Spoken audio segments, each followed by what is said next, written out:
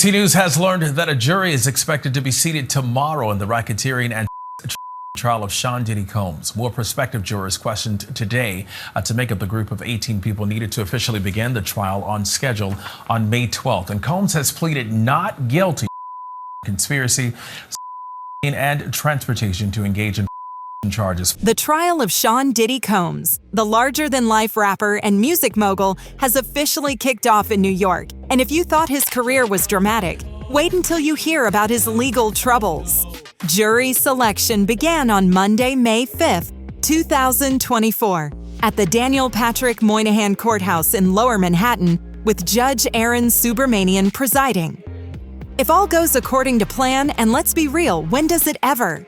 The trial proper will start on May 12th, with opening statements from both sides.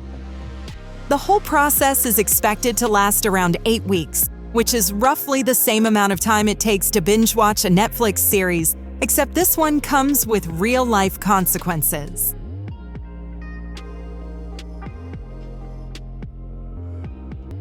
Diddy, who has more aliases than a spy, Puffy, Puff Daddy, Love, Brother Love, pick your favorite, is facing some seriously heavy charges. The federal criminal case against him includes racketeering conspiracy, trafficking, and transportation for. The racketeering charge is the big one, with allegations that he orchestrated a scheme involving drugging and coercing women into sexual activities, sometimes with threats of violence or even firearms. Prosecutors claim they found some, interesting supplies during a raid on his Los Angeles mansion.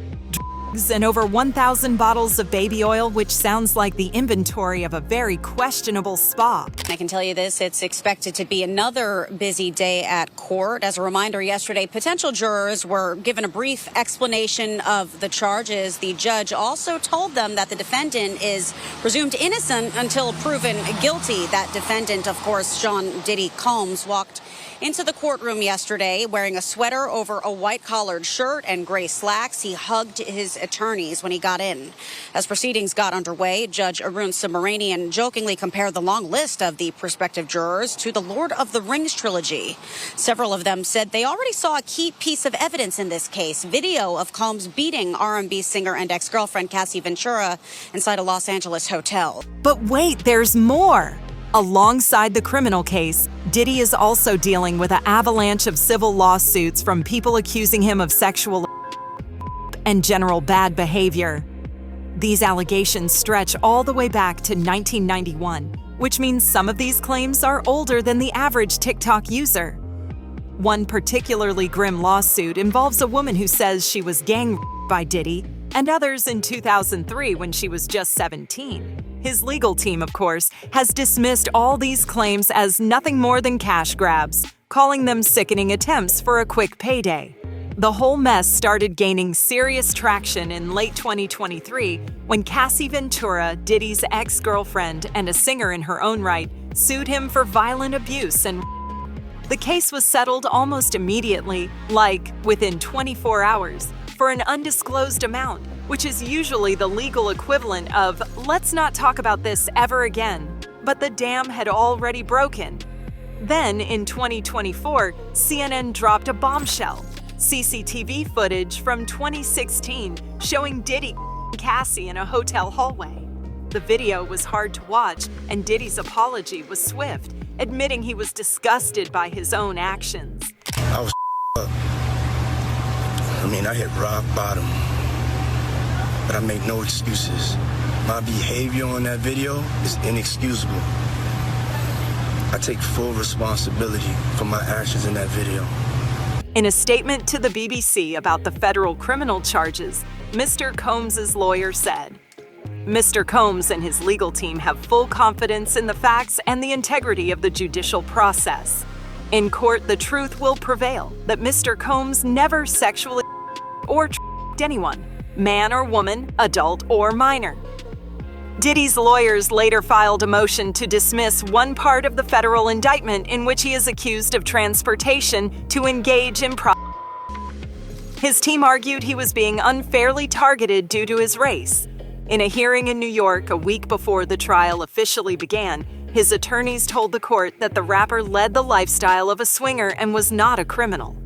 They said he thought it was appropriate to have multiple sex partners, including sex workers.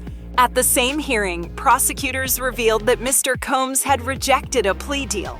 Mr. Combs' lawyers have consistently denied the allegations made against him in the civil lawsuits, describing them as sickening and suggesting they were made by individuals looking for a quick payday.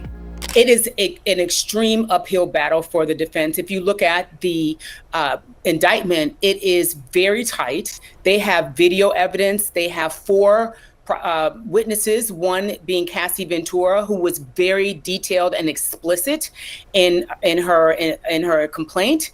And you have a large digital footprint. You have Combs trying to contact people to try and get them to recant their stories or make sure that their testimony aligns with his. They've got so much incriminating evidence, but the burden is on the prosecution. So the defense does not have to put on a case, but the prosecution has a very, very solid case here. Now, let's talk about the jury selection process, because it's been a wild ride. Judge Subramanian has been hammering home the importance of picking a fair and impartial jury, which is easier said than done when the defendant is one of the most famous people on the planet. Nearly every potential juror had heard about the case, and many had seen that damning hotel footage. Some admitted to being victims of sexual themselves or knowing someone who was, but a handful insisted they could keep an open mind. By the end of the first day, 19 jurors made it to the next round, a mix of financial analysts, teachers, scientists, and cashiers, ranging in age from 30 to 75. Diddy, meanwhile, is sitting in the Metropolitan Detention Center in Brooklyn, a place so notorious for its awful conditions that even judges have called it out. His lawyers tried to get him released, arguing that the jail is overcrowded, understaffed, and generally horrific, but the judge wasn't having it, calling Diddy a serious flight risk. Prosecutors even accused him of trying to influence witnesses from behind bars, which is either bold or incredibly dumb, depending on how you look at it. At least he got permission to wear his own clothes in court instead of a prison jumpsuit, because if there's one thing Diddy cares about, it's his image. For what's next, the trial will unfold over the coming weeks, with witnesses, evidence, and probably a lot of dramatic courtroom moments. If convicted, Diddy could be looking at life in prison for the racketeering charge, plus another 15 years minimum for king. That's a far cry from his glamorous life of Grammy nominations, deals, and Met Gala appearances. Speaking of which, let's not forget how we got here. Diddy's rise to fame in the 90s was nothing short of meteoric. He launched Bad Boy Records, discovered artists like Biggie Smalls and Mary J. Blige, and turned himself into a global brand. But now his legacy is on the line, and not in a good way. Diddy makes sobering admission about his emotions as jury selection in Bombshell NYC trial kicks off. So we are keeping a close eye on this case right here. So what's the vibe in the courtroom? Tense, to say the least. The public is allowed in, but don't expect any live streams. Federal courts don't do that. No cameras, no phones, just old school drama. And while Diddy's lawyers are painting him as a swinger who just likes to party, hey, no judgment, prosecutors are framing him as a predator. It's a classic case of he said, they said, except with way higher stakes. This is just the beginning, though. The trial is set to be a marathon, not a sprint, and there's plenty more to unpack, like the witnesses, the evidence, and whether Diddy's star power will help or hurt him in front of a jury. But for now, the world is watching, and the question on everyone's mind is, will Diddy beat the charges, or is this the end of an era? Stay tuned for Part 2, where we'll dive deeper into the trial's developments, the key players, and what the future might hold for one of hip-hop's most controversial figures. The trial of Sean Diddy Combs has entered its most critical phase, with explosive testimony, surprise witnesses, and legal maneuvers that could determine whether the hip-hop icon spends his golden years in prison or walks away with his freedom and legacy intact. Since jury selection wrapped, the courtroom has become a battleground where prosecutors methodically dismantle Diddy's carefully crafted persona while his defense team fights to reframe the narrative. Here's what's unfolded since the trial kicked into high gear. Federal prosecutors aren't just relying on he said, she said testimony. They've built their case on a foundation of digital evidence, financial records, and corroborating witnesses who allege Diddy operated like a mob boss, using his wealth and influence to silence victims. One of the most damning pieces of evidence? Flight manifests.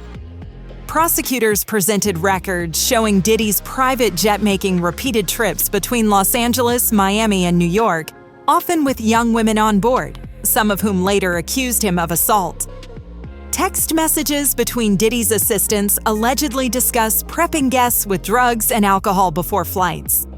The defense argues these were just party favors for consenting adults, but prosecutors counter that the sheer volume of these trips suggests an organized operation. Then there's the financial paper trail. Subpoenaed bank records show six-figure payments to several accusers, some labeled as consulting fees or talent development. One payment, made in 2017, coincided with a woman's sudden decision to drop a police report. The defense claims these were legitimate settlements for false claims, but the timing raises eyebrows. Perhaps the most chilling testimony came from a former security guard who worked for Diddy in the early 2000s. He described an incident where a visibly intoxicated woman was carried into a bedroom against her will. When he expressed concern, he claims Diddy's longtime chief of staff told him, "This is how it works here. You don't see shit." The guard quit shortly after. Diddy's legal team isn't just denying the allegations, they're aggressively disputing the credibility of every accuser.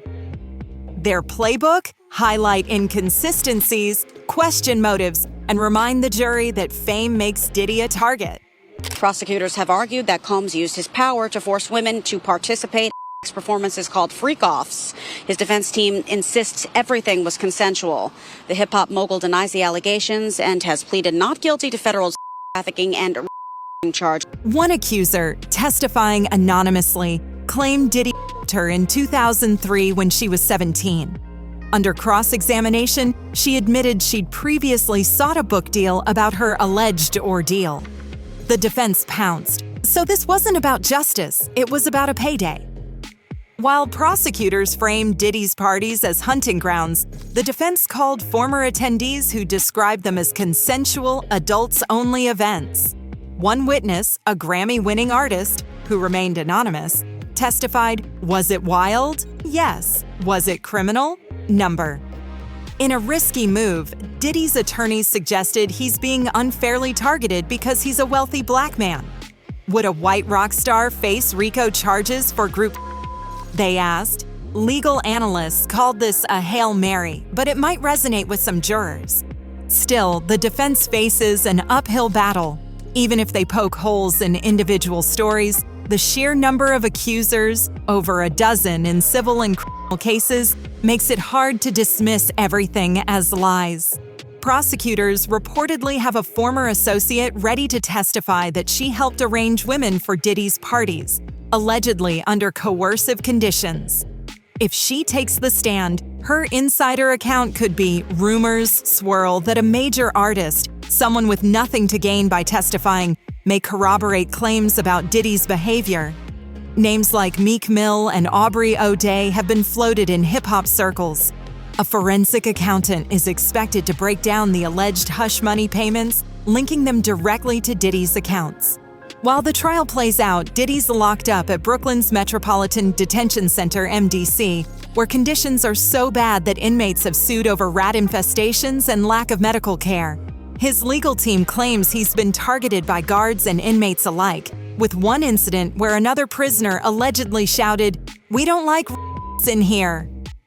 But the judge isn't moved. Prosecutors revealed Diddy violated jail rules by trying to pass notes to visitors, possibly to influence witnesses. That sealed his fate as a no-bail defendant. Expect fiery rhetoric.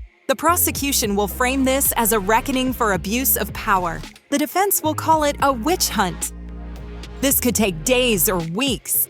With 12 jurors and 6 alternates, even one holdout could force a mistrial. If convicted, Diddy faces life under RICO, plus decades for trafficking. If acquitted, he still faces dozens of civil suits that could bankrupt him. This trial isn't just about Diddy, it's a referendum on an industry that's long turned a blind eye to misconduct. Already, whispers suggest other moguls are sweating. Record labels are quietly cutting ties with anyone who might be next, a music insider told Rolling Stone. For the victims, this is about validation. As one accuser put it, he thought he was untouchable. Now the world sees the truth. For Diddy, the man who built an empire on Bad Boy Rebellion now faces the ultimate test. Can his charm, wealth, and legal firepower outmaneuver the feds? The answer and his future will soon be in the jury's hands.